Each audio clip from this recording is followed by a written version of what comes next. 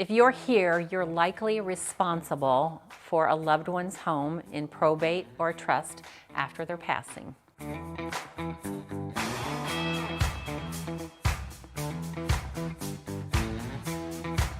Hi, I'm Kim Ward. I am a certified probate real estate advisor in beautiful San Diego County. So first, let me say, because we've helped hundreds of personal representatives over the last 2 decades, we understand that you could be overwhelmed and grieving.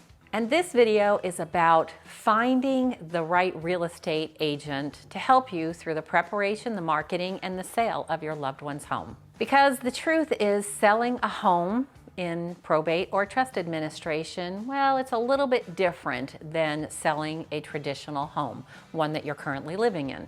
There are legal requirements, sometimes court oversight. There could be potential delays and unique financial considerations that many real estate agents do not ever encounter in a traditional real estate transaction. That's why I want to share with you what I've learned over time, and I think you will find it of value. And it starts with avoiding the common mistake of interviewing way too many real estate agents in person. And I'll be sharing with you why exactly I'm saying that. I want to share with you how you can use a simple, structured approach by using either a Zoom situation or just speaking with some people over the phone. With Zoom, it could be a simple 15-minute call. I'm going to be sharing with you also the 10 questions that I would ask if I was interviewing a real estate agent to help me through the process of selling my loved one's home.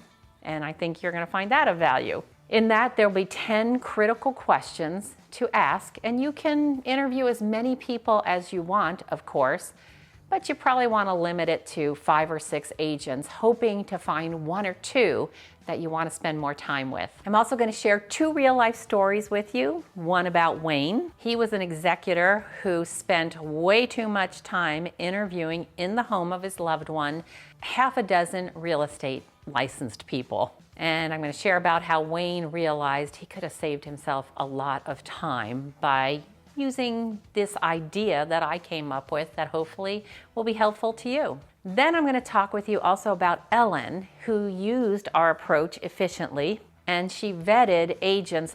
She vetted from New York the agents here in San Diego that she wanted to speak with, who she thought could help her through the process. And she wanted to be able to confidently move forward with selling her loved one's home in La Jolla. And by the end of this video, you will be empowered to find the right agent with less time and less stress for you, and also more confidence of who you're hiring. So the big mistake to avoid: many executors, administrators, or trustees might think they have to interview a lot of different people in order to find the best agent to help them through the process of preparing, marketing, and selling their loved one's home. But what happens with that is when you interview too many people, you end up less confident, confused, exhausted, and kind of stuck with trying to figure out who to choose. And that's exactly what happened to our client, Wayne. Wayne liked to do a good job in everything that he did,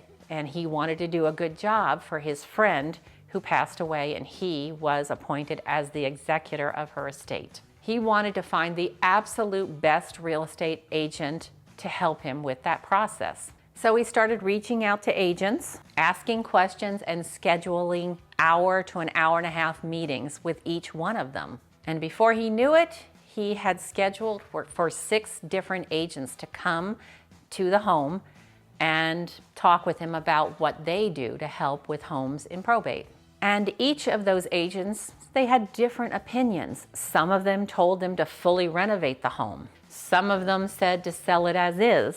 And half of them didn't even understand the probate requirements at all. Wayne spent weeks on phone calls and in-person consultations, and that only led him to feel overwhelmed and less confident about what he was doing. He finally reached out to us and realized that we really did know how to help with a home in probate. We walked him through a simple, structured plan to prepare the home, and some cost-effective repairs to get the best outcome for the estate. So Wayne chose us to help him through that process, and in the end, he told us how very grateful he was. But if Wayne would have just used our structured plan, having 15-minute phone calls or Zooms with the various agents, he would have ended up in a much better time situation and a lot less confused. That's why we recommend a simple vetting process. So this is the way it works. Step one is you figure out how many agents you want to talk to. Let's say you want to talk to 6 agents. And then you start scheduling those 15-minute Zooms or phone calls with them. This will avoid lengthy meetings with people that maybe aren't the best fit for you. The 15-minute phone call or Zoom will help you to get a quick sense of who the agent is and what they can bring to the table. Especially, you want them to have experience helping with homes in probate or trust administration, right? That way, when you do these 15-minute consultations, you'll be able to compare the various agents without a huge time commitment and narrow down your results to get 1 or 2 agents that you will then have a longer consultation with. And one of our clients, Ellen, did exactly this, and it saved her time, money, and stress. Ellen was the trustee of her loved one's trust, and he left a home in La Jolla that she was responsible for. Before she flew from New York to San Diego, she wanted to have something in place to interview 1 or 2 agents before she even got here. Makes sense. She knew she didn't want to fly back and forth interviewing a bunch of different people or spend a week interviewing a bunch of different people. So she used our strategic approach. She met with them on Zoom, each and every one of them, and the ones that couldn't even provide her with a Zoom link, she discarded because she wanted someone who could be able to handle the transaction between San Diego and New York seamlessly. Of course, she included us. She asked our 10 questions and she took notes. She then selected 1 agent, us, for a 90-minute initial consultation. We went through every detail with her. We came up with a strategic plan and we started working together. So during our session, we mapped out how to prepare the home for sale, the best pricing strategy for the home to get as many people in the front door as possible, and a clear step-by-step plan to get the home sold successfully. After our 90-minute or so initial consultation with Ellen and we were getting ready to leave, she said to us, "I finally know exactly what needs to happen next." Mission accomplished. That's what we want for our clients. That's the kind of clarity we want for all trustees, administrators, or executors through the process of choosing an agent. Here's just a couple of the 10 questions that we'll have linked below for you. How much experience do you have with properties that are in a trust or a probate?